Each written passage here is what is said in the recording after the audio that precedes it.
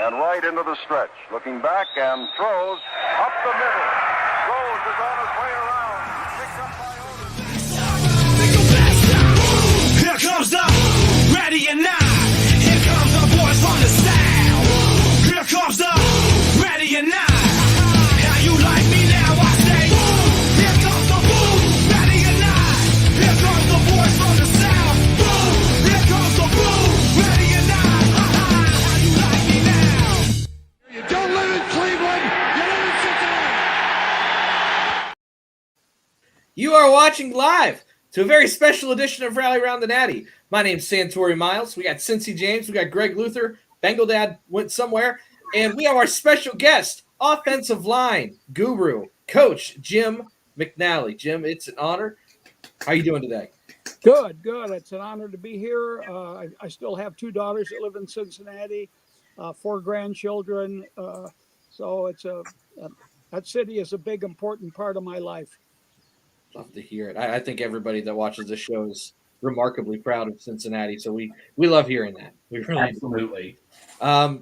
But first and foremost, I want to say thank you to you, Coach, for all the content you're pumping out there right now on Twitter. If you're watching the show and you're not following Coach on Twitter, 100% one of the better follows right now.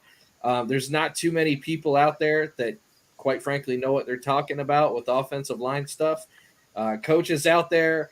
I've seen him. I think there was one in the bathroom where I was watching you doing the I used set. to do it because if I get an idea and I'm in because I can set the phone up and I've got enough room, to set up the thing. But I've probably done. I don't know. I got like 14,000 followers in 2 months because I never did Twitter. And a guy that does some Twitter podcasts, his name is Troy Taylor, a high school coach, says, "Hey, Coach, you ought to get on Twitter." I said, "Well, I have a Twitter account. I think I've got 1 follower, and I follow 1 person." And then when Elon Musk took over, they changed my name. And then this gentleman says, "Well, if you want to be on Twitter, you got to make a different handle or name."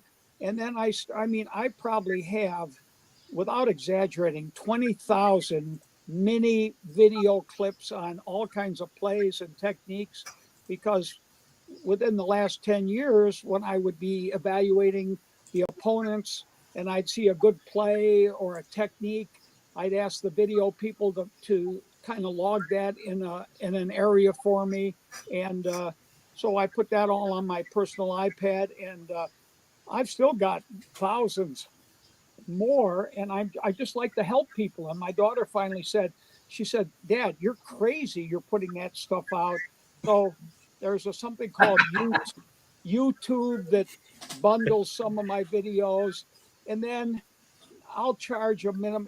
I've had a kid and his dad come down from Michigan State, and then I work with some players, and I have a couple other coaches that are come and visit me, and I give them 5 or 6 hours, and I charge them minimally. So I do have a website actually, and so anyway, I've given I've given 99% of my stuff out free, and maybe 1% somebody pays me when they come and visit me. Wow. So, well, you said that you're pushing almost 80. What is the drive for you to want to put out all this content? To be honest with you, probably my years of consulting. I spent 2 years with the Saints because I worked with Sean Payton at the Giants. Then I was 2 years with the Jets with Callahan. He and I are very tight, and Rex Ryan was the coach there. And then I was like almost 10 years with the Bengals. So there's 12 to 14 years where I didn't have to coach full time. I was retired, and I could go to training camp. Coaches would use me working with players. I would do projects. So I'm constantly looking at film, seeing the updated stuff, seeing all the pass protections. So I learned more as being a consultant because I didn't have to be in those crazy staff meetings all day or be with the players, most of the day, or get on an airplane and spend all weekend traveling. So the point is, I've learned more and re-educated myself on what I consider updated things more because of being not a full-time coach.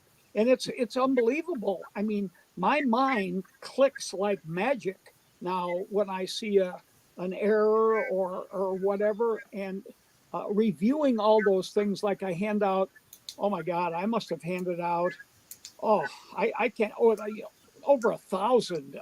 Maybe it's 4,000. I don't know what tweets, and most of them are with video. And then that makes me remember when I review the tweet and I write about it and I think about it. So I know more at my age than I did when I was in the prime of coaching. Wow. That's crazy. It's amazing. But before we get into too much Bengals stuff, because I guarantee you that's going to control a lot of the conversation tonight. And we'd kind of talked about this pre-show, but some of our viewers out there know that I went to Marshall. My wife went to Marshall, very near and dear school to my heart. And when I was doing a little bit of my research pre-show, we saw that you went to Marshall, or coached at Marshall rather. Yes. Not only were you at Marshall, you were at Marshall in 1971, I believe was the first year. For those of you that know your history, that was the year directly after the horrible plane crash accident that really flipped the script and the history of that entire area, not just the school. So if you don't mind me asking, what was that like restarting that program? I'll tell you, the plane crash was November 14th, 1970. And it was at coming back from East Carolina, which is in Greenville, North Carolina. I was not there at the time. I was at the University of Buffalo, who that year, when the season ended, Buffalo dropped football. So the plane crash was in November. And then when we dropped football, discontinued the sport, sometime late November. And I was getting on an airplane with our other coaches going to the national convention in Houston, and the athletic director at Buffalo says, we just dropped football. So I needed a job. I had a wife who was pregnant, and I had never been out of Buffalo, to be honest with you, because I went to UB. I played football there. My coach was Buddy Ryan, actually, the infamous 46 coach. So anyway, I had an interview here, an interview there, Bowling Green, the Naval Academy, Bucknell. And then a friend of mine that I worked with at Buffalo as a coach knew the guy that became the head coach at Marshall. And he recommended me. I went down there, and obviously they hired me. So what it was like is we spent the majority of time obviously recruiting, because the only players that we had were the 4 or 5 that did not get on the airplane because they were injured for whatever reason. And then we had the freshman team. So how many kids were on the freshman team? I don't know, maybe 30. So maybe 35 people were Marshall football players that were not on the plane. On the plane, I think there were 50-some players killed, and the rest were administrators. There were 3 or 4 doctors on the plane, athletic director.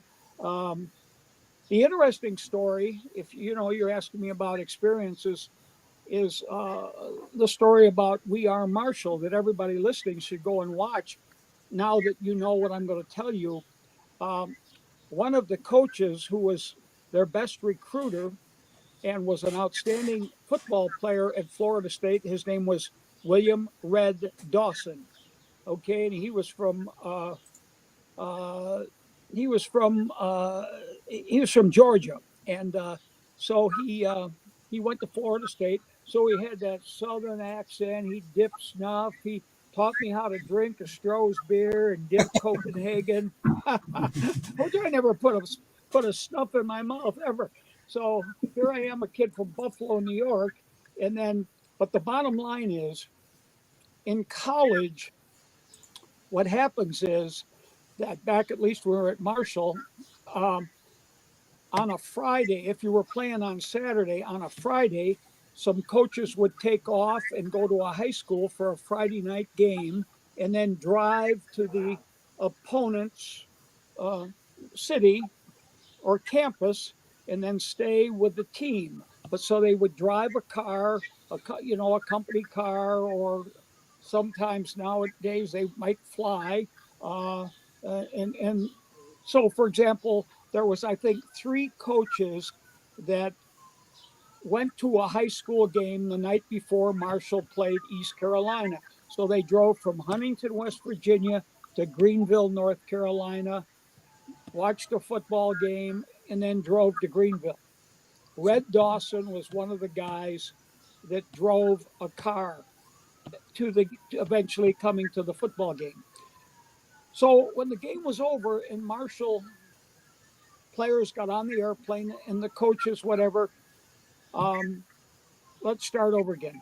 Red Dawson, excuse me, flew with the team. He was not one of the coaches that drove, so I have that backwards. I was speaking too fast. An old time coach for Marshall, their oldest coach who was an expert in kicking, his name was Deke Brackett. Okay, he went to Tennessee, I believe, and was a outstanding football player at Tennessee, an old timer. He was older than all the other coaches. Okay, so he drove a car for recruiting the Friday night game. Red took the airplane to East Carolina. So coming back, Red told Deke Brackett, the older coach, he says, Deke, take my seat on the airplane. I'll drive the car back. So Red Dawson drove back and he recruited many of the Marshall players. And he was very close with the players and the coaches. And when that entire group of 75 were killed, okay, the 3 coaches that were not on the airplane returning home stayed with the coaching staff the next year or 2 or so forth, and it really hit Red hard. So when you watch the movie We Are Marshall, it's basically about Red Dawson, how Red stayed on and helped or coached for 2 years, and then the second year, the pressure and the anxiety and the sorrow that he had for the entire, he just couldn't take it.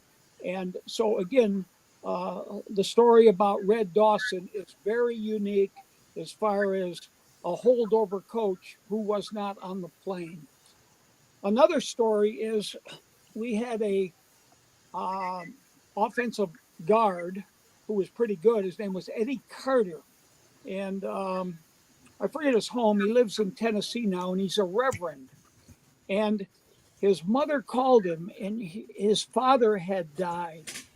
And she said, Eddie, don't get on that plane. Something bad is going to happen.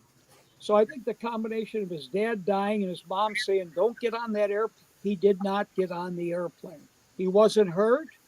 He wasn't sick. He didn't have a reason not to get on the airplane other than his mother said, don't get on the plane. So now Reverend Eddie Carter goes all over the country and he speaks about religion, but he always adds that little episode about his mom telling him, do not get on that airplane. So those are 2 interesting stories about Marshall, Red Dawson, and the player Eddie Carter. The other thing from my end of it, I was at the University of Buffalo, that's now in the Mid-American Conference, and I took 4 players with me to Marshall, and they were eligible as freshmen. And most of them stayed right there in the Huntington area because we were allowed to play freshmen. So I not only went to Marshall with my wife, and we had 2 kids at Huntington Cabell Hospital. I brought football players with me, and they stayed. Nice. So that's a little preempt to my 4-year career there. That's awesome. That's awesome. Do we want to go ahead and knock out the sponsors real quick? Yeah, we can. We've got a couple sponsors that support and help us with the show, and it's always nice to get their information out there. So, Brimminghorn Meadery. Do you like honey? Do you like wine? I think it's a beer. I'm not quite sure exactly what mead is. I do know it tastes good. Very sweet. I feel like sitting outside, especially now. It's very cool, very breezy. Nice little smooth drink that you can enjoy. I've had a couple recently that have been awesome. Brimminghorn Meadery, based out of Delaware. They're big Bengal fans. You could use our code HOODAY9 for 15% off, 2 bottles or more. Basically covers shipping. But they also just won an award in Delaware. I think it was the Delaware Small Rural Business of the Year. Rural Small Business of the Year. I got 2 of the words. I got them all right. I just got them flipped. But fantastic company. You know, it's always great to buy and support local businesses. And even though they're in Delaware, they're big Bengal fans. So, you know, use our code HOODAY9, get 15% off. And Great. I love it. Hey, Yeah. Santori, I got a question. So, in your opinion, how many people are watching this podcast, or is it something that's aired later? It's both. So right now we've got maybe 15 to 20 people watching live. It's a smaller one. But, you know, on some of our bigger ones where we do have guests of prominence, we'll get up into the thousands range sometimes. Wow. So Well, the only it'll get reason out is there. I've got 2 daughters that are stars that still live in Cincinnati, and I'm only plugging them because they're sports fanatics. Okay. My older daughter, Jennifer, worked for the Bengals when they built the new stadium. She worked for the Reds as part of building the new stadium with the suites. She worked at the University of Cincinnati as an athletic fundraiser, and now she's in charge of the business program of sports management at NKU. Her name is Jennifer Gardner. So she would be a good one to have one of you guys on her in her classroom, you know, giving a little talk about sports program, being an announcer, blah, blah, blah. Yeah, My 100%. other daughter is a very prominent person in women's gymnastics, but she is divorced from that gymnastics issue of that weird guy from Michigan State. She goes all over the country and she teaches strength and conditioning to female gymnastics, which is a little different deal because most of them teach, you know, the balance beam or the floor exercise. Because my daughter was a gymnastics, but she's all over Facebook and she's built her own business by herself. And she was a great athlete, and she went to Michigan State. She wasn't on the gymnastics team. Her name is Betsy McNally Loire. She married a Frenchman, Laouar. She's probably more prominent on Facebook if somebody Googled her. But I'm just saying, I got 2 daughters that are, and I have a son that lives in New York, but I mean, I have 2 daughters that the majority of their life have been involved in Cincinnati, particularly my older one that's worked about every athletic program in the city. Wow. Yeah, we'll have to reach out for sure. Absolutely. Awesome plug. I Thank you. was going to say afterwards, email Santori their information, and maybe we can plug their stuff. Yeah, well, I'm not mentioning for them to get plugged. It's just a little other information that their dad wasn't the only guy that was involved in sports in the city of Cincinnati. Right. Well, hey, we'll get it out there for sure. We'll try and have them on the show if they're willing to. We're always absolutely always I mean, reaching for they'd people. be good. I mean, they'd be females, and you might draw a good female crowd with and their sisters, and they both live in Cincinnati. The younger daughter, her oldest son is totally autistic. Pretty sad. I mean, he's at the far end, and he's 9 years old, which is a struggle that they go through. You know, with you know, he goes to school, but the parents have to be home watching him. You know, at least one of them when the other one's working. Blah blah blah. So Well, anyway, Coach, you and I keep bonding. My older brother is severely autistic. We're just finding yeah, all kinds of stuff out tonight. I mean, this young man, well, his name is Lenny. If he was in your offices right now, all your office, everything would be on the floor. He takes everything out of the kitchen cabinets and throws them on the floor. You know what I mean? I mean, you can't leave him alone for a second. And Yep. so, let's hope that they make some strides in autism. But the sad part is he's not on the light end of it. He's on the heavy end of it. My brother is too. He's nonverbal. He Bengal dad actually over there in the corner. That's my dad. Oh, hi, Dad. Hey, Jim. Sorry, I keep popping in and out. Sorry. But Kyle's my older brother, Yeah. and so I mean I've lived a lot of that too. So I get it for sure. Yeah. Okay. Absolutely. So let's move on to Yeah. no more publicity. Yeah, let's talk some football. Yeah. We had kind of prefaced this before the show. For fans, it's kind of hard to get a gauge on how instrumental or how good, quite frankly, a position coach can be.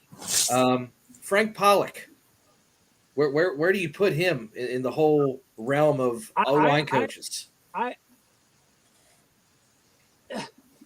think as a player, he was one tough guy because I know he's a tough guy.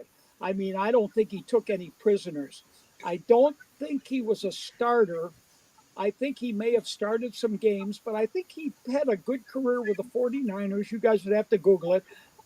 I think he played with the 49ers and maybe one other team, but he did play in the games. He wasn't, because they had Jesse Sapulo and Randy Cross. So he had some great players, but he was coached by a great coach named Bob McKittrick in those great teams, with Bill Walsh. And how many years, I don't know where he was with the 49ers, but he's coached at Oakland, I think. He's coached at Dallas. He's coached at Houston. He's been mentored by Coach Bill Callahan, who's a great coach. And he loves detail. He's not going to take time off to go have lunch with his wife. And he's going to be in that office. He's going to be working his butt off, and he's going to be motivating the coaches. The coaches love him. And in fact, when Joe Mixon, I think when the Bengals played the Jets, when he was at the Jets, Frank was at the Bengals for 1 year. He went to the Jets. I think Joe Mixon had a good game versus the Jets. He went across the field and gave Frank Pollock the game ball. Wow. I do remember Joe Mixon was very vocal about wanting Frank Pollock back. And when Frank did return, Joe was very excited. He was the happiest of everybody. Yes. Well, see, Mr. Brown, well, of course, Zach Taylor didn't know Frank Pollock. So Zach Taylor had a favorite line coach. He had nothing against Frank Pollock. I think the Bengals organization might have wanted to keep Frank, but Zach wanted to bring in his own guy. He had nothing against Frank. But when Zach brought in his own guy, who I thought was a good coach, really, and then that guy left, then the Bengals said immediately, Zach, will you interview Frank? And Frank liked him. So it turned out the guy that was at the Bengals that they perhaps wanted to keep ended up coming back anyway. And he ended up having 2 years of experience somewhere else. And I'm sure he learned a lot of football being at a different team and returning to Cincinnati. Absolutely.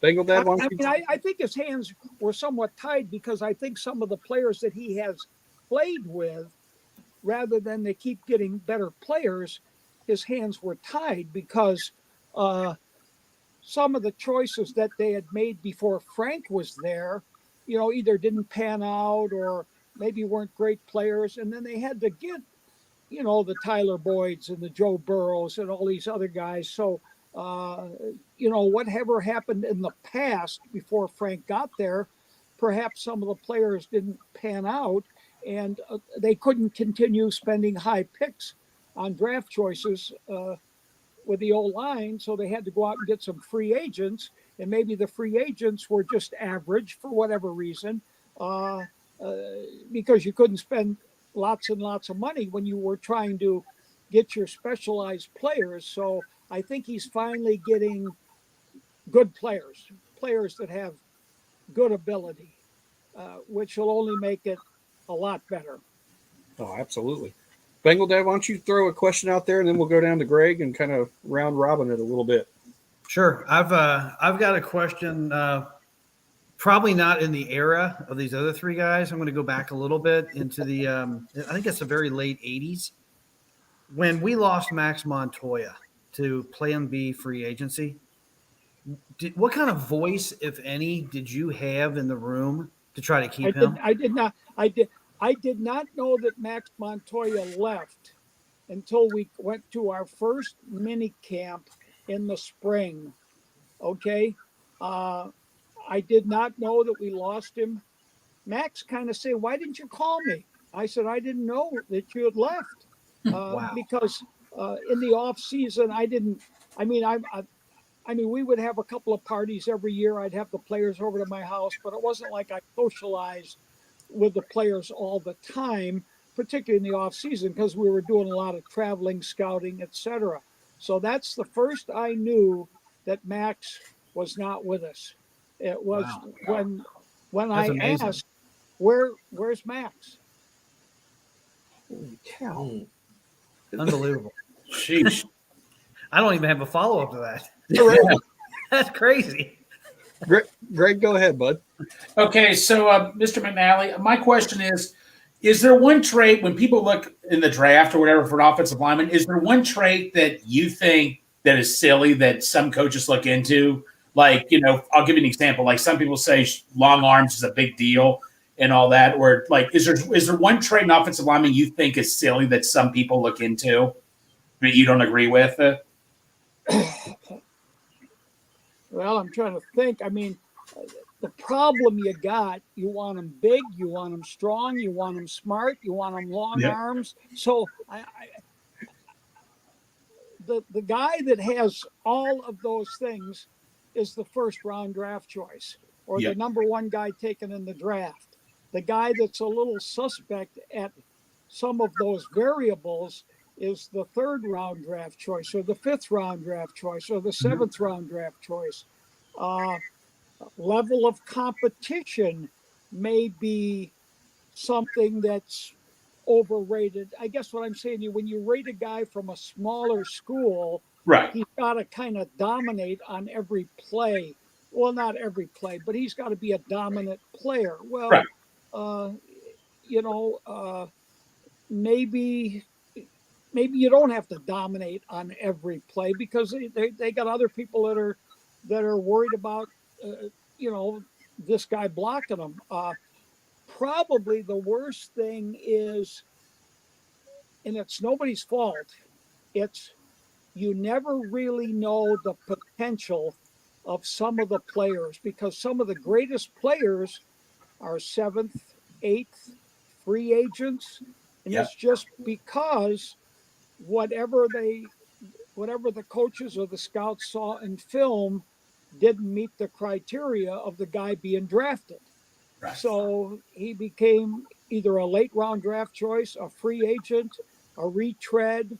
And so all of those things you can't measure. I would say the most underrated thing is desire, toughness, and smarts. Yes. Okay. Now, the worst thing an offensive lineman can have is being stiff. And when I say being stiff, mechanical, kind of high cut with long legs, bending at the waist, no flexibility, awkward, those things hurt. If you've got the ability to bend your knees, athletic. Anthony Munoz obviously was the greatest player to ever play his position. But I mean, he was flexible. He could bend. He was athletic. He could change direction. All of those athletic traits. But I will say this: the long arms is a big deal Okay. because you can use your hands, obviously, Mhm. and the longer your arms are, if I'm just blocking a guy, okay, and I'm using my hands, if I'm like this, okay, you see, like Yeah. I have short arms like a turtle Right. or whatever.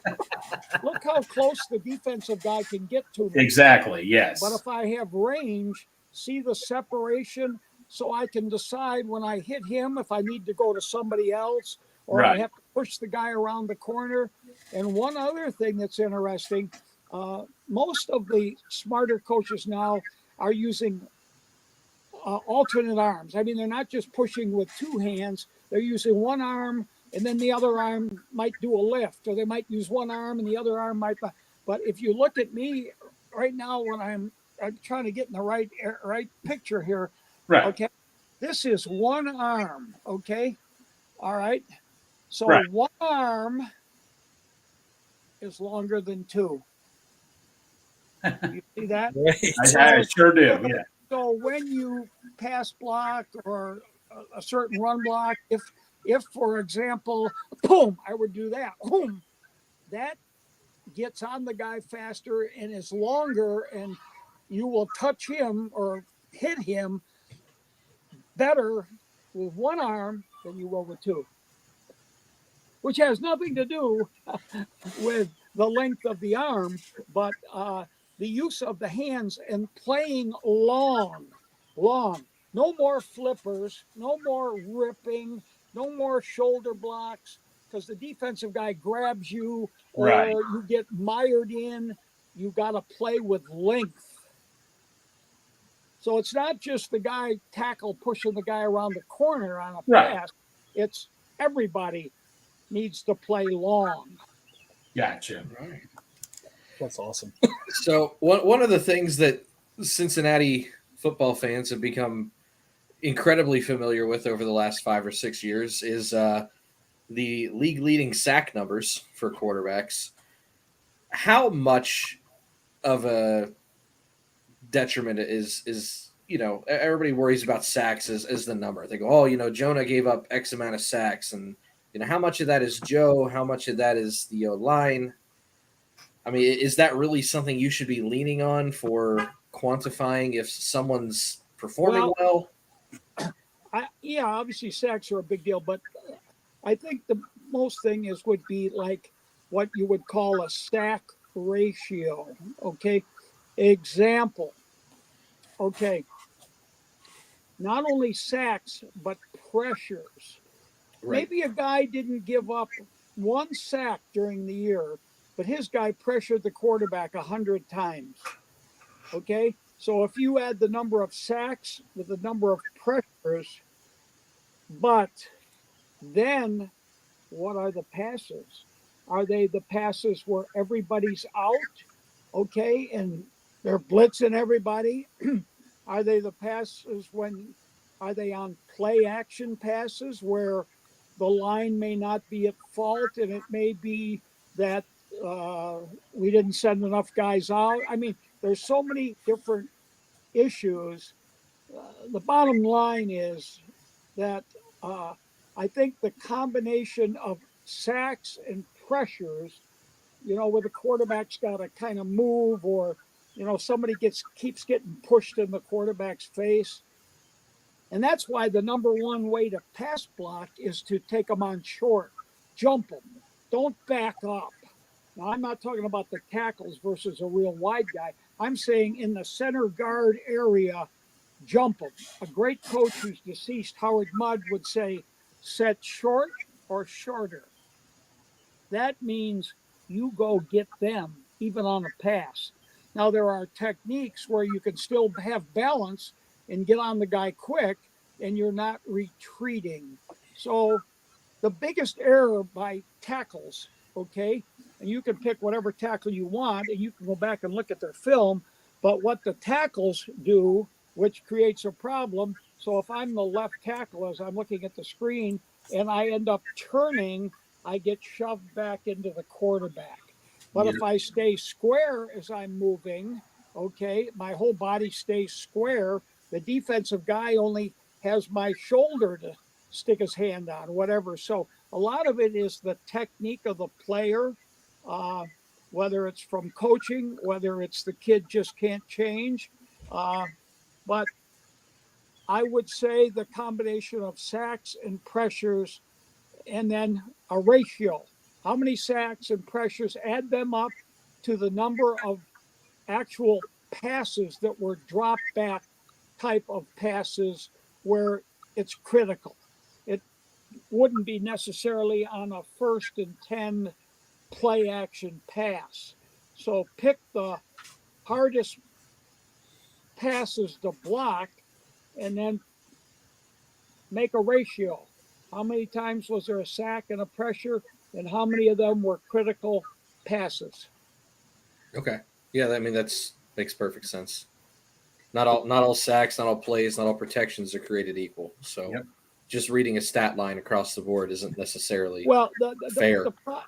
The problem has gone into, because they've made it an offensive game, which everybody likes offense, obviously. I mean, nobody really cares much about the defense. I mean, really, other than the defensive coaches and players.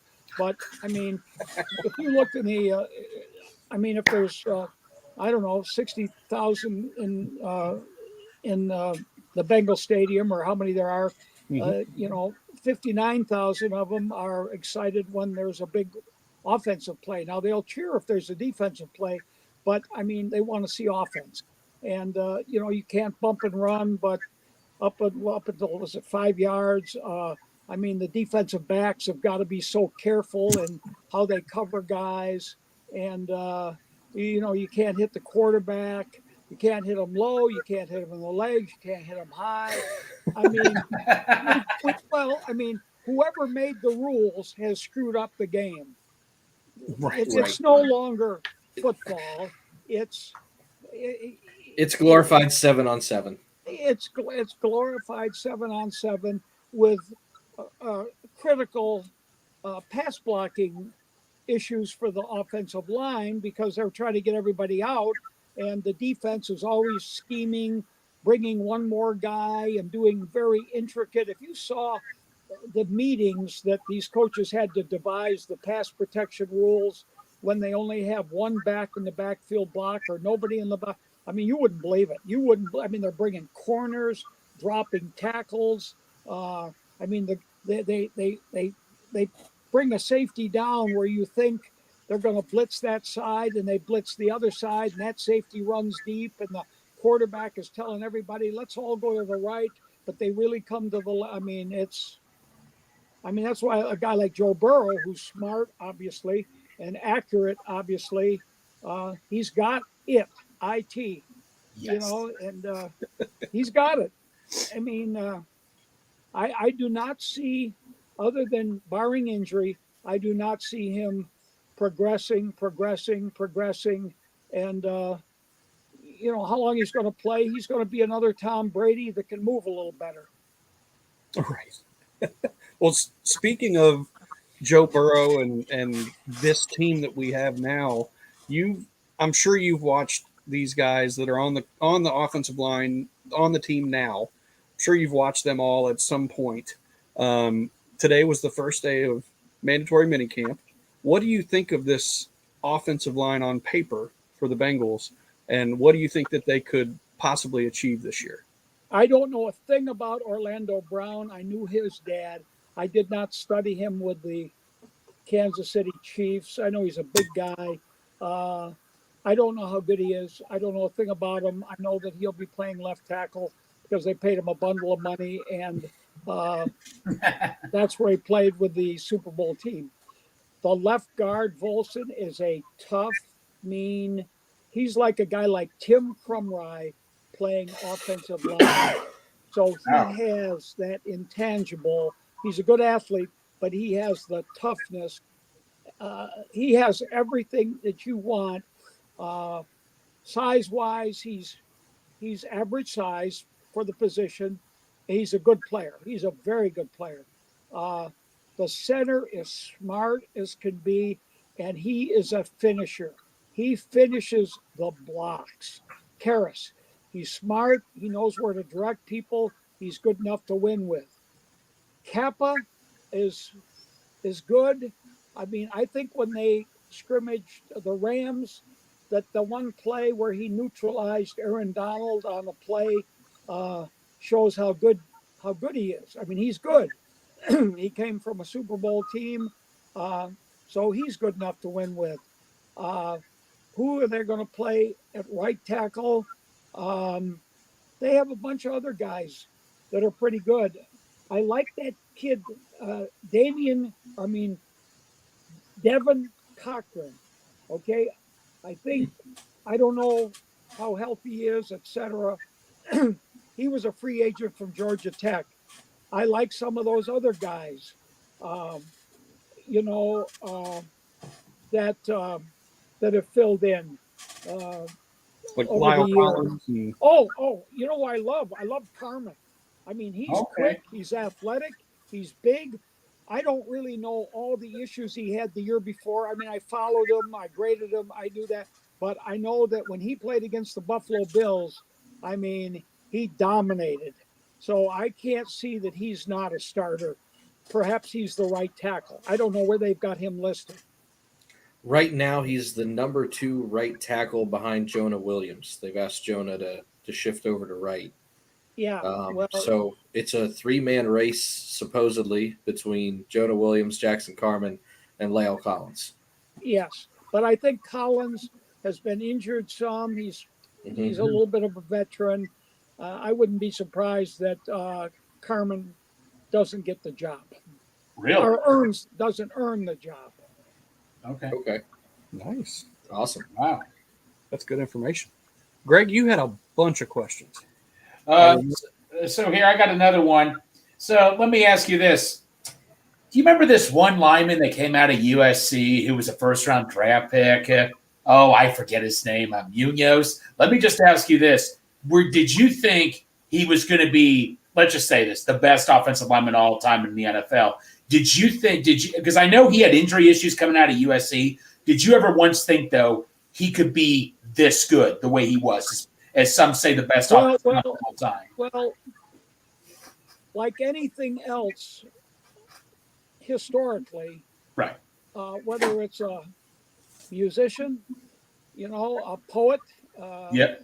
a book writer, you never even think of those things. Like when the Beatles came out, for example, the first year or so, are they going to be the greatest band ever? Well, I don't think they are, but the Eagles, are they going to be one of the greatest bands ever? Well, I don't know. I mean, I like their songs.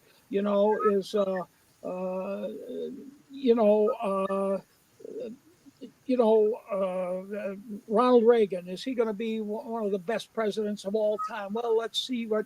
So, no, we knew Anthony Munoz was a great player. He played his first game against Texas Tech where he got hurt. Right. And then he didn't play at all until the Rose Bowl where they beat Ohio State, I believe. And those are the only 2 games he played. And the 13 years that I was with him, he never had a knee injury. Now, we knew he was going to be a great player, but we never projected, because we didn't know how long he was going to play. In fact, we didn't know anything how great he was going to be until he hit the field and actually did it. So those are hypothetical questions that I don't know that, Tom Brady came out, what was he, 7th round draft choice? 99th pick in the draft. Would anybody ever think that he was going to be as good as he was? Never.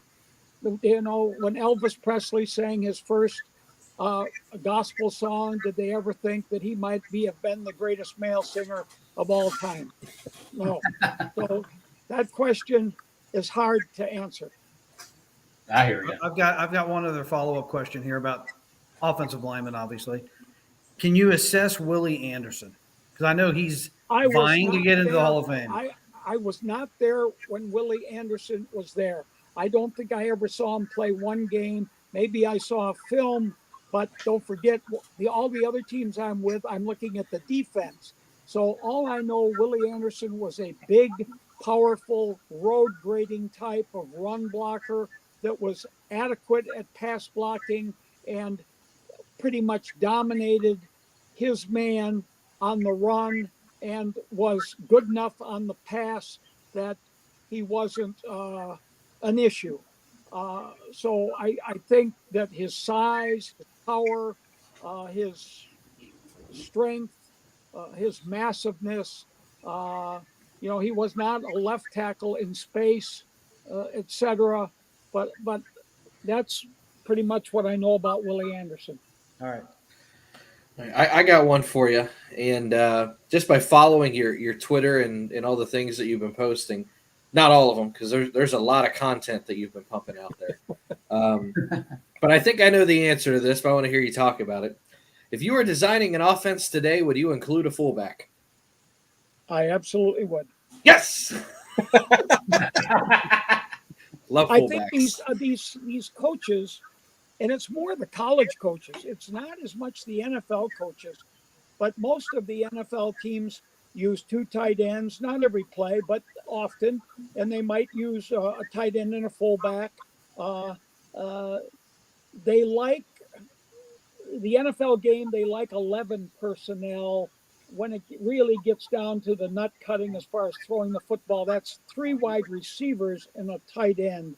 And then, if you got Boyd, you got Chase, and you got the other big guy from Clemson, you got 3 outstanding receivers. Yep. And if you got a tight end that can catch the ball too, I mean, those guys control the defense as much as, 2 or 3 tight ends or a fullback because somebody's got to cover those guys. So I think it's kind of like the Baltimore Ravens, they play the game with a tight end and number 42 out of Maine, who was a defensive lineman, and he's their fullback. And they play him almost every play. Yep. But they do a lot of option with their quarterback. They do a lot of things where that fullback blocks on the pass. So, I think it's probably early down. 2 tight ends, a fullback.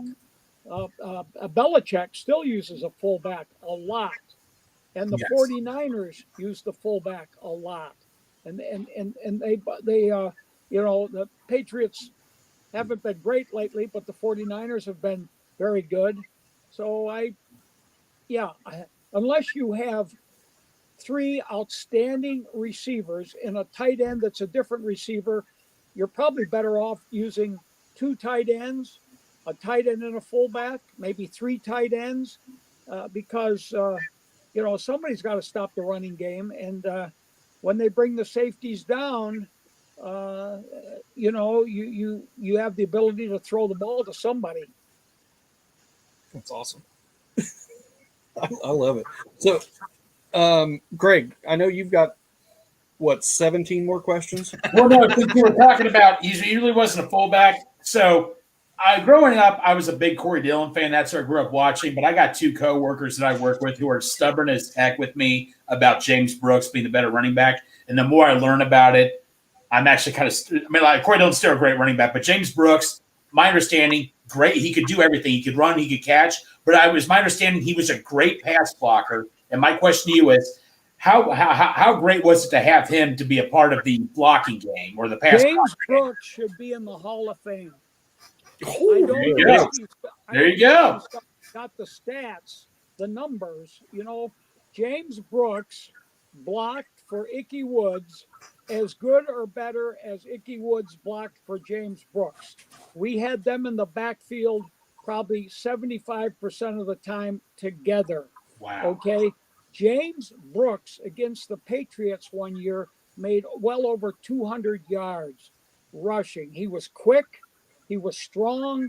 He probably weighed 180 pounds at the most, but he was built, he was ripped, and he was tough. He would block. He was a great running back. He could play today without any question. Oh, yes. about it. But I can't say he was better than Corey Dillon because Corey Dillon was a good player. But I don't know that Corey Dillon wasn't more of a one back, run the ball all the time with him. James Brooks could block. He Yes. could block on the pass. He could block on the run. I think a footnote about that Patriot game.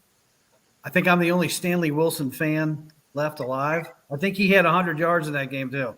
And you're right. And I was with Stanley. And the combination of Stanley and Icky and James Brooks, Stanley Wilson may have been, well, I mean, I can't say the best of all. Stanley Wilson very rarely lost a yard. He had great lower body, big thighs, legs, strong, a good athlete. I mean, we had three outstanding backs, and we tried to use them all. And if it wasn't for Stanley's issues, he'd have probably played 4, 5, 6 more years. And I don't know where Stanley is now. I know he went to prison. I don't know if he's still in prison, but he was a great player. Mm-hmm. Yep. So besides Anthony Munoz, who was a guy? Obviously, he was the most touted, but who's a guy that maybe went a little bit under the radar that was on your offensive lines that you just want to speak about it now? They all had their strengths, but I have to put them all together strictly because, other than losing the Super Bowl in '89, I guess the year '88 season '89, these other three guys, okay, 1, 2, 3, Montoya, four. The other four guys were just as good as each other. I mean, there wasn't any one of them that was necessarily better than the other three. Joe Walter at right. Now, don't forget, Boomer was left-handed. So Joe Walter played as an important role in blocking his man as Munoz did because Boomer was left-handed. And when he would turn, okay, and he would turn to his left, retreating, because he didn't like backpedal, okay, like Dan Fouts did. That was his blind side. I mean, Joe Walters blocked Reggie White. Reggie White, I don't think, got a sack or a pressure against Joe. Joe Walters blocked Gastineau. Joe Walters was a great player until he got hurt the Super Bowl year. He blew out his knee, and he wasn't quite the same. He had feet that were probably size 17. Joe was like 6'6", pushing 6'7", 320 pounds. Montoya at right guard was mean, tough, athletic, could pull. Kozerski, the center, smart as a whip, came from Holy Cross. Ironically, he coaches at Holy Cross High School in Kentucky. But anyway, he was about 6'5". He weighed maybe 300. He was a good athlete. He was smart. He could direct traffic.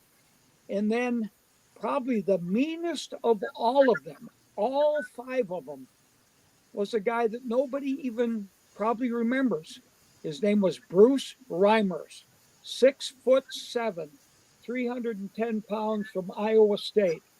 He was as mean an offensive player as Tim Krumrie, who was probably the meanest guy that the Bengals ever had as a defensive player. This guy had could tolerate any pain, and he's from Humboldt, Iowa. Went to Iowa State, and he played with us from probably 84 through 90. Okay, and he was on the second Super Bowl team. Then he went down to Tampa with Sam for a year or two. But so other than Anthony, who we know was the greatest player to ever play his position, Reimers, Kozerski, Montoya, Joe Walter were just as good as, I'm not going to say better, just as good as those Washington Redskin lines that they talk about, as those San Francisco 49ers, Oakland Raiders. The only problem was that we didn't win any Super Bowls, where the Washington Redskins they won 2 or 3 Super Bowls so they could brag on their hogs, but our hogs were just as good as their hogs. All right, I got one for you, and I don't then think there was a better offensive line in the history of the Bengals as that line right there. It wasn't because I was their coach. I mean, they were there, and they could play today.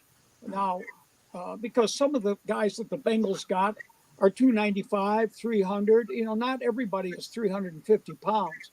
So Munoz was 300 or better. Reimers was 300 or better. Kazerski was probably 290. Montoya was 285. Joe Walter was over 300 pounds. So anyway, you could ask Mike Brown. He'd probably tell you that was the best offensive line the Bengals had. all right. I got one more for you, and then I'm good. This has been fantastic. In your entire tenure, coach, NCAA or NFL, and obviously a couple of the names that come to mind would be like Lawrence Taylor, Reggie White, guys like that. Who is the guy that kept you up at night the most trying to game plan for? Geez, I've coached almost 60 years. Wow. Fred Dean, who played for the San Diego Chargers and then the 49ers, was a defensive end that played outside of Munoz, and he was the fastest guy off the ball coming upfield of anybody ever. Now, Anthony could block him, but what I'm saying is if there was anybody that Anthony will tell you who was the hardest guy to block, he'll say Fred Dean. So you asked me, he jumps out at me. Now, there have been so many other good players. I mean, the Chargers had a guy named Louis Kelcher. He was probably 350 pounds back in the 80s. And when he would just bull rush you, I mean, he could pick you up and throw you into the quarterback. Joe Klecko, who was only like 6 foot tall, he'd get underneath your elbows or wrists and lift you right off the ground. Wow. I mean, there were so many, Randy White. It's impossible question to answer, but I will tell you, Bruce Smith, obviously, was a better pass rusher than a run stopper, but he was outstanding as a pass rusher. Well, guys, do you have any other questions for Coach? So I have a coworker, Jim. His brother-in-law is Tom Gray Jr., and I'm sure you remember Tom Gray Sr., the equipment manager. I love Tom Gray. I know Tom Gray. I mean, I know he's deceased, but I knew Tom Gray. I was there 15 years, and so was Tom Gray, and he was there longer. But yes, I do know well, or knew of Tom well. Did you? I was going to say, do you have any interesting stories with him or anything, or was there like a big memory you have with him? He used to smoke a lot of cigarettes. I know that, and he was always a great guy. I mean, it was he worked in the equipment room, but he was also in charge of. We would take a cat named Vanilla. It was a one of those cats that lived outside, what the hell, feral cat. But he was our cat at Spinney Field. And Tom Gray was always in charge of feeding the cat or taking the cat to Wilmington for Mike Brown because Mike wanted Vanilla at Wilmington. He might have stayed in Mike Brown's room. I don't know. But Tom Gray, took care of the cat. And was a great equipment man also. But, just the general stories of a lot of laughs, great personality. Yeah. But I know he smoked a lot of cigarettes, which doesn't make him a bad guy. But I can always see him with a cigarette in his mouth. And but he was just a tremendous guy. Yeah, no, because like every time I meet a bunch of former Bengals and all that, my coworker's like, "Did you ask him about Tom Gray?" So I had to make sure to get that question out. So, Yeah, absolutely. thank you so much. You're from Buffalo, correct? Yeah. You said that.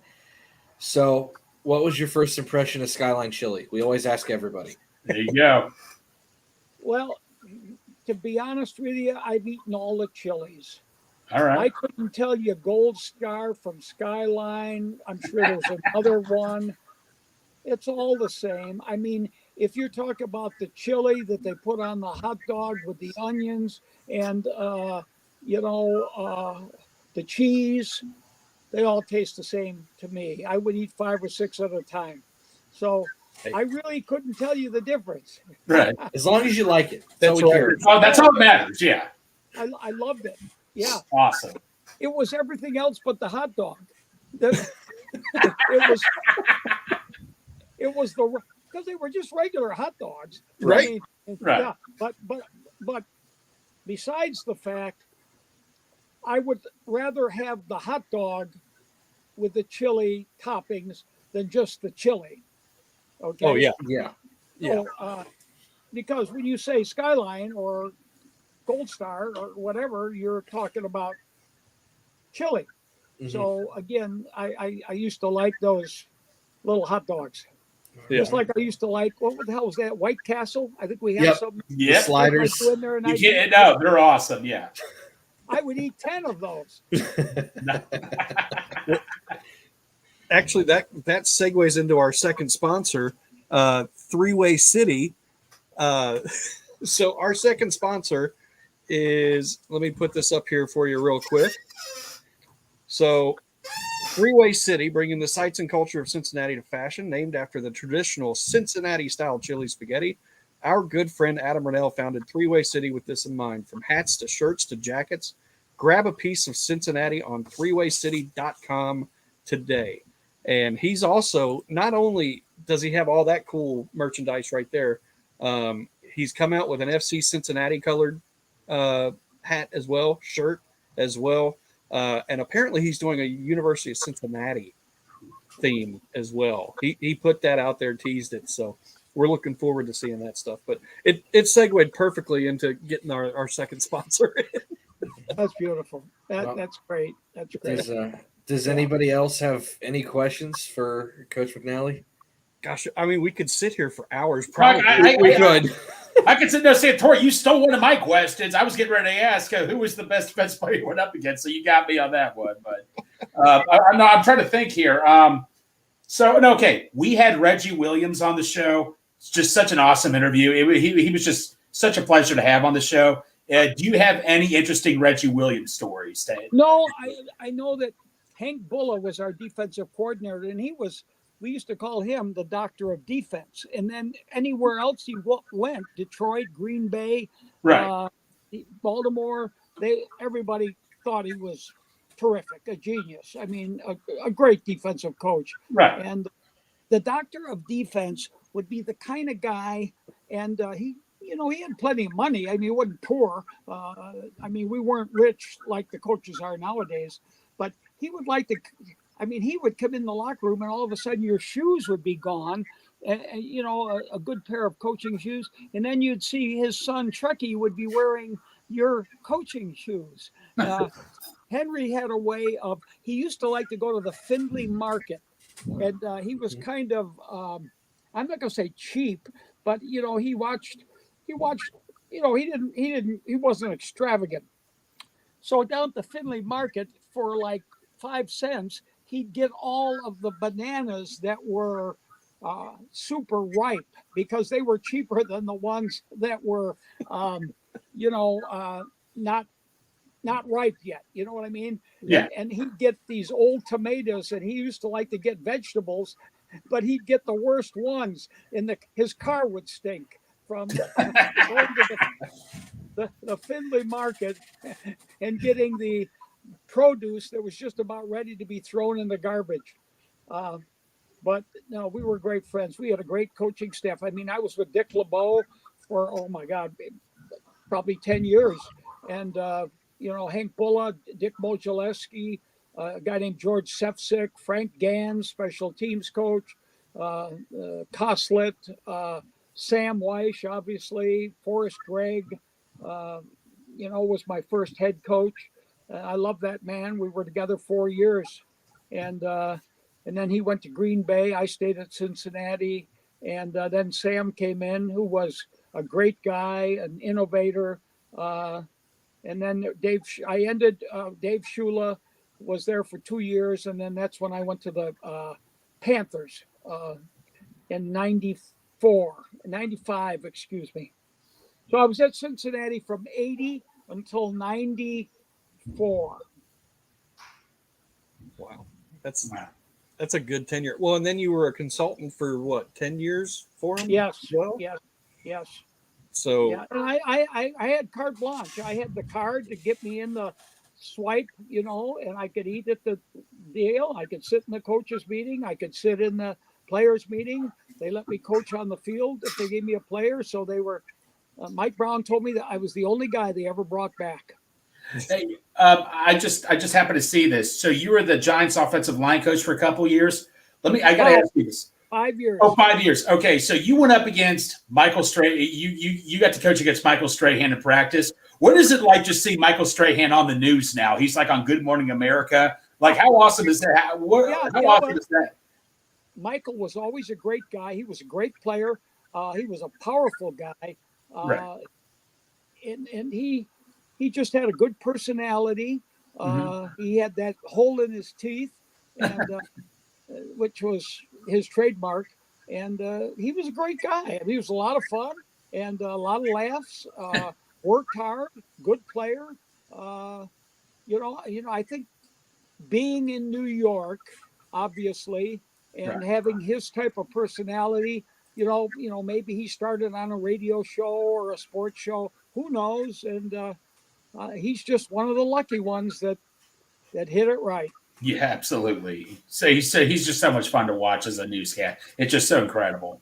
Yeah, absolutely. Yeah, and he does football on Sunday out in California. Then he must fly all the way back to do those morning shows. And so yes, absolutely.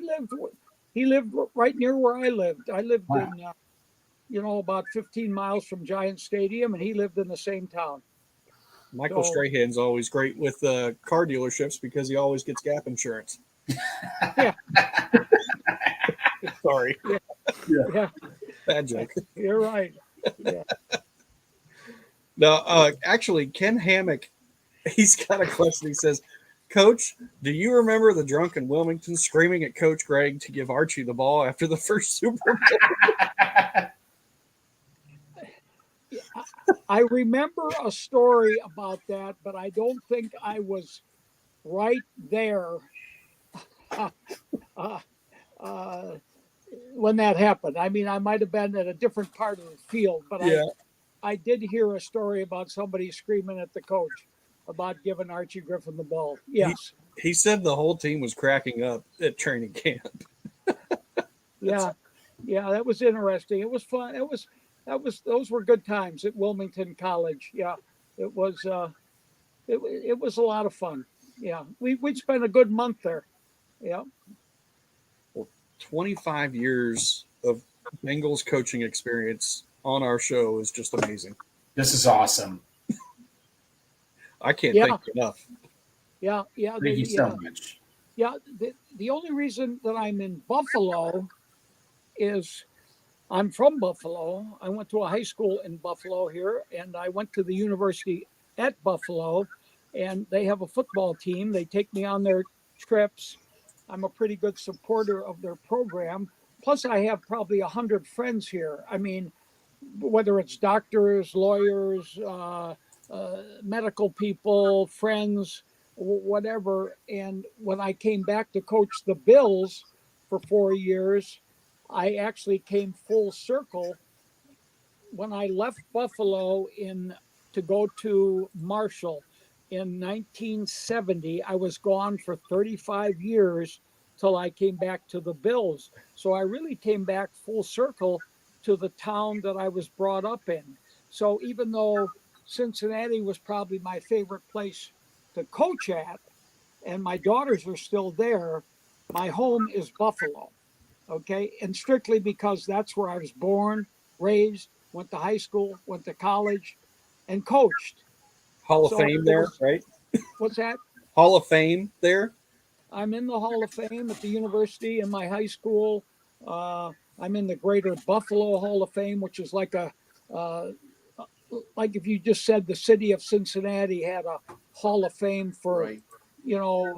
Reds players, Bengals players, local athletes, whatever. Yeah, I'm in those Hall of Fames, but uh, strictly because I'm a Western New York guy. Yeah. Uh, so that's why when I was working with the Bengals and I went to the Bills game and I was in the press box actually. Uh, uh, the I was rooting for the Bengals, obviously. So I was the only Bengals fan in Buffalo. Well, you So, you get along good with Joe Goodberry up there. yeah, I know that name. Yeah. Yeah. Yeah, no, no. So I gotta ask you another food question. Who has better chicken wings, Cincinnati or Buffalo? Well, I don't know if I've ever had any chicken wings in Cincinnati. Okay. Now that doesn't mean that I haven't, but since I've been back here, well, I came back here in 2004. So Mhm. I've been here almost 20 years. So how many ever chicken wings I've eaten the last 20 years and previous, Yeah. I remember more about. I think the chicken wings are the same everywhere. I think it's a bunch of bullshit that they said that the chicken wings were invented in Buffalo. Right. Uh, That's awesome. yeah, No, no. I like that answer. I like that answer. They're the same everywhere. I like that. yeah, Great. yeah. They're the same everywhere. Yeah. Absolutely. Just like birthday, just like wedding cake. You go to a wedding, okay? If they got that vanilla frosting on it, they're all the same. Yeah. That's true. Well, Coach, we're probably going to start transitioning into some Cincinnati Reds talk. You're welcome to stick around, or if you've got to go somewhere, you're welcome to dip out of here. But we're very appreciative for the time. It's been unbelievable having you on the show. Thank you so much. Yeah, Thank well, you. thank you for having me. Like I said, I love the Bengals. They're still my team that I root for, even though I don't work for them anymore. And that when they play the Bills, I think later on in the season I'll be rooting for Cincinnati. And so, yeah, they were a big part of my life because I was with them in the two Super Bowls. Well, they played in three Super Bowls, but I was there with the first two, and I was there with the third one too. But so I was at least uh, had the advantage of being with them when they had their good early years. Well, maybe before that week, or maybe after that week, maybe we could get you on again and chat about the game. Yeah, sure. Yeah. That'd be awesome. Yeah, that would be. Okay. Anytime. Awesome. All right. Thanks, Thank Coach. you so much, Of course. Who day, Coach? Good day, Coach. Thank you so Good much. Hey. Yeah. Who they think gonna beat Who them? dey? And I know how Who Day started. Oh, I don't know if you No, do. please. I let it I'm ready. rip. Please You gotta do. be shitting me. You don't know? Nope. I mean, No, we hear stories, okay. but it'd be nice to know from the source. I need Right. the truth. Yeah. Okay. In Cincinnati, and it's probably still there, but I don't know. Okay. The number one beer that people would drink in the city of Cincinnati, because I think they had a plant there, was Hootapole. Yep. Mhm. Still Okay. there. And so when they were coming up with the cheers and the chants and the songs, it was Who Day, Who Day. Okay. And so it was short for Hootapole. So, it was a connection with the city itself. And it just shortened. Somehow they combined a beer with the team because the Bengals were good in Cincinnati and the beer was good in Cincinnati. So they put them together. My boss's dad was an electrician for Hudipole for like 30 or 40 years. So I heard many of you. So he told me all about that, about Hudipole. So he's going to love to hear this. Yeah, that's a true story. Absolutely. Awesome, Coach. Well, we appreciate you so much. Thank you so much, Coach. Well, thank you for having me. Thank you. you. Who day? Who day? Who day? Yeah. Goodbye. Wow. All right. That was awesome. That was so cool. Yeah, that was freaking awesome. That was just so cool. So, Dad, I know you've been wanting to get into some Reds talk. I just got an update on the score. They are currently winning. It looks like it's a slugfest. Williamson is getting batted all around the park here. We are up 5-4. Well, I'll be right back, guys. I got something for you, Single Dad. One, the StreamYard's added a new feature where I can kind of shift everybody around in any place that I want. So I'm going to shift this all over to the side here for a second. Okay. Right. And then you were wanting to maybe bleed in some Reds. There we go. Because they deserve some credit right now. They do deserve a little credit right now. Let it rip. You got the They've floor. been, well, Jesus. Benson about got his head ripped off there. But there's one out in the bottom of the fourth. I tell you what, Williamson's not missing any bats right now. They are killing him, but they're still winning. He's pitching to contact, Coach. He's pitching to severely hard 100+ contact. I think they've won 25 of the last 45. Yeah, they're last month and a half of baseball, they're a regular, productive, winning team. Yeah, I mean, and it's proven. And it's only June, so to say a month and a half is basically the whole year at this point. Most of it, yeah. But it's a typical game for the Reds. They have very little starting pitching. They need to stay close through 6, score a couple late, and have their bullpen shut it down. That's kind of the way they've been playing. Which is weird. At the beginning of the season, it was the bullpen's horrible, which they were. And it was projected that we were going to have a terrible offense. To the contrary, I love this offense. I love a team that just keeps it going, isn't trying to jack the ball out of the park. They kind of remind me of the old Cardinal teams, where just every inning it's pressure. Well, and that's what we've been doing. J-Lax wanting to know what Ellie's doing. I'll read the box score for you. He is looks like 0 for 1 with a walk and a stolen base and a run scored. And a strikeout. He struck out with second and third 2 outs. You know what? You can't have it all. He's on the base pass. He scored a run. He's got a stolen base. He's still making things happen. The stolen base, he also reached to third, I think, on an overthrow. Yeah. See? I would personally like us to cool the talk a little bit on Ellie. Ooh. Ellie started off like a house of fire for the first 2 games, but he's been pretty average since. And I'll take average right now because I think eventually he'll find his stride. He looks very uncomfortable to me at the plate. He's taking an awful lot of strikes. He's late on fastballs. I think he's just uncomfortable right now. I think he'll get more comfortable as it moves forward. Greg, you changed your clothes. Yeah, I know, man. Well, we're doing Reds talk now, so here we go. We're talking Reds. I'm all Reds now. See? And he's got the Luther cam going. He's mobile. Yeah, he's mobile. I had to get the thing right He's here. got the new angle. He's got all kinds of red stuff behind him. Yeah, I know, man. So yeah, I'm gonna get a table right here. So you talked Reds, so I got to get prepared for this. So I don't know. Did either one of you? I know my son did. We were watching together. Did you watch the end of that game last night? Yes, sir. Yes. That was the worst half inning of baseball I ever want to put myself through again. That guy doesn't deserve to be a high school pitcher.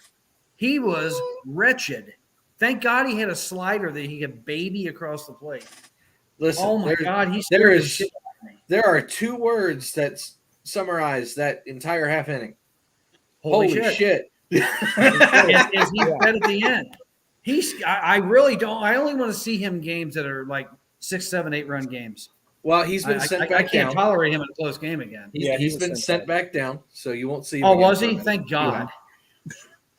I mean, I'm nothing against the guy personally, but he is so far from being ready. He has, and like they said, he's got good enough stuff. I mean, his slider was snapping enough, thank God, because it saved his ass. I'll be right back too. Fastball's 98. I don't know if there was much movement on it, but 98 and having an 86 mile an hour slider is good.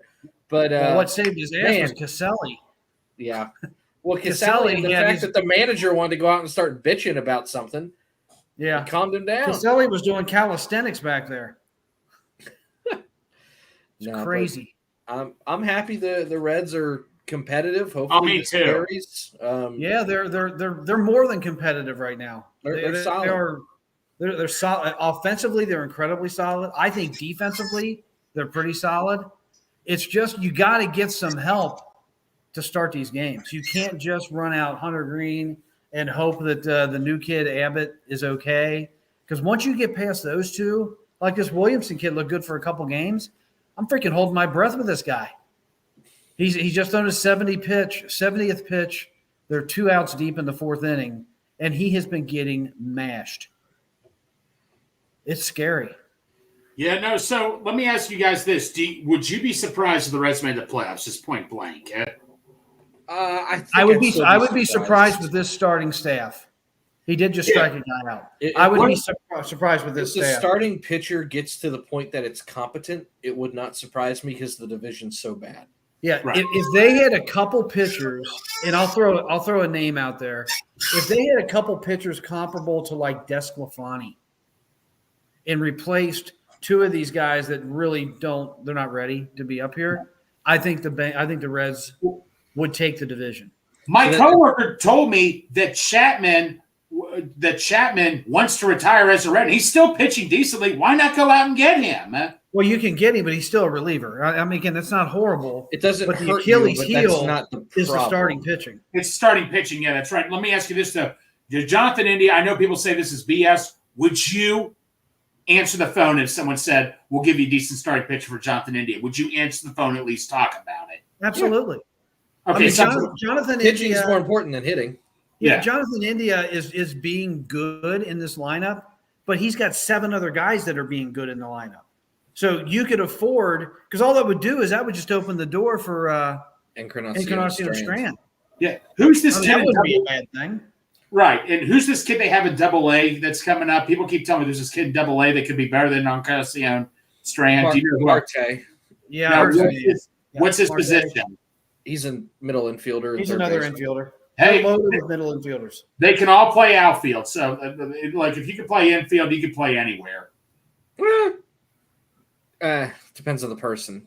Okay, never mind. If you can play shortstop. If you're a shortstop, you can play almost anywhere. Well, so my uncle, who's a big baseball fanatic, if he says you look at the top players, well, it's either is this center field or shortstop is where the best player plays. Is that a fair statement? In high school and college, yes. Yeah, high school, yeah.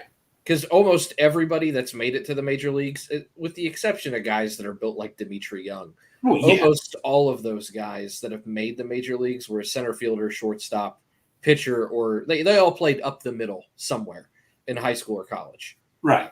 Almost every single one of them. I mean, even Senzel was a third baseman, but I think in high school he played shortstop. Because transitioning from short to third is not a difficult transition. That happens a lot. Right. But third base to center field doesn't happen too often. So there's some athleticism in that background. Gotcha. Well, I know a real good shortstop or an average shortstop that wound up being a great center fielder. We were just talking about that the other day. Billy Hamilton. Yeah, boy, did he convert. But like I said, he was a wide receiver too. I mean, he's just used to tracking. Yeah.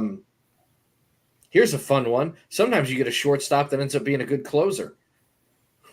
Who? Trevor Green. Trevor Hoffman. Was he like? He was Greg, like. You have missed the name twice. Trevor Hoffman. Trevor Hoffman. Oh, Trevor Hoffman was? Yeah, we drafted him. He was a shortstop for the Reds. We drafted Trevor freaking Hoffman as a shortstop. Yes.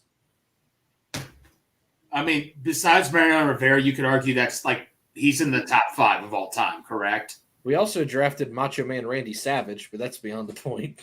Well, didn't we draft George Clooney? Or no, he tried out for the Reds. Never mind. He tried out for the Reds. Dad tried out for the Reds. You want to tell us about that experience? Yeah, let's hear it, baby. It really wasn't a tryout. It was a tryout. It was open. Anybody could go to it. They made you run a 40, and they hit you like or rolled you or did something 3 ground balls very, very deep short to see your arm. That was the tryout. Yeah, I don't think I left with my glove in hand, head down, sulking, got in the car, and got into the bread business. bread business. The What's bread up? business. I don't think the Reds have had a hit in the last couple innings. That's not good because they were off to a 5-1 lead. It's to the point that I'm going to have to either Hey, it's dig out the a electric Reds hat. city or whatever we want to call that. I just bought this hat yesterday at Rally House. Yeah, I'm going to have to go to Rally House. And I've got a Reds hat, but it doesn't really fit right. It's not a great hat. Got the new City Connect one. Hey, James, I was about to buy that hat, but look, maybe I'm just an old-fashioned guy. I mean, the classic C, I just can't turn over. So the other hat you guys see me wear, that's my work hat. So I'm like, I really don't have any good hats around. So I'm just an old-fashioned guy. Say, Tori, let's talk. What's your guys' take on the black jerseys and the black hat? I know, James, you said you're a big fan, but Santori, what's your take? All right. They remind me a lot of the Diamondbacks uniform, and I'm not a huge fan of the Diamondbacks uniform. So to say I like it for my team, but I hate it for someone else would be I just like the hypocritical. I do like the red and black. I just think that's a good combination. No, I do too. I like that. Yeah. I like the hat and I like the shirt. I don't like the black pants with it. And I don't know what color they should have with it, but I don't like the all black all the way up and down. Yeah, it does remind me too much of the Diamondbacks. I think it would look good in a night game. That's like true. The Ravens wear they're all black. Well, a day game. Well, and that's they're only wearing it on Friday home games, which are always night games. Right. That's okay. Well, that's fair. But no, I'm gonna have to get a decent Reds hat that fits if they keep winning. Like I don't have one. I try to transition my hat for whatever we're talking about, and it's been purely Bengals for the last year and a half. No, Santori, wait a minute, man. You're going to get a T-shirt for FC Cincinnati, right? I don't know. Santori, we got to finish some FC. I don't even know if I like soccer, Greg. I don't either, but it's supporting the community, man. I'll probably get a hat or something, or ask Adam to bring one, or just wear blue or something. Yeah, I don't like blue. Well, I don't either, but. That's Saint X. I don't fuck with that. I was blue and gold in Madeira, so. Did you guys see this? Yeah, I did. Justin, what's up, my high school buddy? So it depends what the record is. If they're kind of still hanging around under 500 at the All-Star break, I would say they're probably just going to sit on their hands and be incredibly excited about the bright future and keep playing these guys. Maybe bring up one or two guys or sign a veteran for when they need to shut some of these guys down. Because that's the other thing. Abbott's not going to go the whole year. He's going to get shut down at some point. He's too young. It's too early. He might get shut down sometime around late August. The good thing is he came in late. He did come in late. That's why I'm giving him till late August. Normally those guys get shut down around July. If they're super, super hot, and they've bought a pitcher or two and, he's afforded a day's rest here and there, then yeah, maybe. But I think they're going to have to be at least 500 for them to be buyers. And if they're buyers, I think they're going after guys that are probably rent-a-pitchers, someone that – because they've got too much talent to ship it away to get somebody and really blow up the payroll. Right? They're not going to go after a Kershaw or something. They'd go after and I know we keep kind of bringing – guys up like Chapman, but he's at the end of his 1 year. Right? You look like you got shot. He's ahead of me, so I don't know what happened. De La Cruz took a fat fastball right down the middle again. I don't. He's like, I'm telling you, he's not locked in right now at all. Gosh, you're like 20 seconds ahead of me. Anywho, the guy that I kind of have my eye on that I would really like is if they could get back like Tyler Malley or a Sonny Gray. Yes, because they're always hurt. Is he? Okay, great. He's cheap. Bring him in. There you go. I would agree with you. Let's get Cueto. I agree. Let's get Cueto. No, not Cueto. The other one that Dad isn't super fond of, but again, it makes sense and he's cheap. Not him. I don't like him either, but the numbers are good this year. It could just be because he's out pitching on the West Coast, but Lorenzen's pitched well. I like Lorenzen. He can hit. He don't hit his pitcher. Oh wait, we have a right? DH now. Who cares? Molly's having Tommy John surgery, or he already had it. Okay, so never mind. he can throw left-handed. But point being, if they get somebody, it's going to be a veteran, probably somewhere around 30 to 35 years old, somewhere in that range. They're going to be making less than $4 million for the second half of the season. So if you're look for guys with an ERA of like 4.4 or less. Look for guys that don't walk a ton of people. Look for innings eaters to help save the bullpen. Mm-hmm. Honestly, if the guy wasn't, old and retired, the perfect guy to try and find would be someone like a Bronson Arroyo who's at the end of his contract. Right. You're not going to have to give up much for that kind of guy, but that's the kind of guy you need. You need two of them, quite frankly. But if they're competitive, that's who they'll be going for. I don't think you'll have to give up too much. But Ryan, here's the deal. It is a Cincinnati show. I don't have the colors for it yet because they are new and I'm not a soccer guy. But they're like number one in the league, and from what I can tell, they're setting scoring records, and they're number one kind of by a landslide. And Santori, the best thing about FC Cincinnati, we get to have Gomez at the game too. Yeah, they sell turtles at the game, so I guess I'm getting a burrito at a soccer game. Yeah. I don't know what the actual food I'm supposed to eat there is. I asked Kieran, who is our resident soccer expert, and he told me a pie. I'm not against eating a pie at a sporting event, but that threw me off. Yeah. So, go FC. They're a local Cincinnati team. I don't really care too much for soccer, but I'm never going to root against someone in my city unless it's Xavier. So, with that being said, go whatever they are. I don't even know. It looks like they're a Lion. I don't know what they are. I don't know are they just called Cincinnati? Do they have FC Cincinnati? FC Cincinnati. So what's the lion? Like I see a lion Santori, with a shield. Santori, it's like in the movie Blades of Glory. Nobody knows what it means, but it's like Washington football team. Is that what I'm understanding? They're just yes. So if do they have a nickname? I have no idea. Santori, I just go with it, man. Apparently they have a parade before the game too that I didn't know about. I think that it's just their crest. Like the lion is like part of their crest, but I could be wrong on that. All right, so they don't have a name. They're just Cincinnati. And you know what? Funny thing about Kieran is I brought up a thing about Babe Ruth. I don't know how this works, so I'm genuinely curious. The lion is the logo. His name is Gary. Okay. Mm-hmm. Yep. Fuck him up, Gary. Let's do it. I'm down with Gary. Yeah. Their nickname is Gary. the Blues. Where did they get Gary? What did that come from? That's a weird name. You figured it would be like Philip or so. I don't know. Gary. Yeah, that's just as weird as Gary. Tad. Philip? I don't know. It's better than Gary. Let's go Skyler. Skyler the Lion. Yeah, Skyline. That would have made sense. No, that would make sense. Okay. Or La Rosa. Rosa. Gary. Oh my God.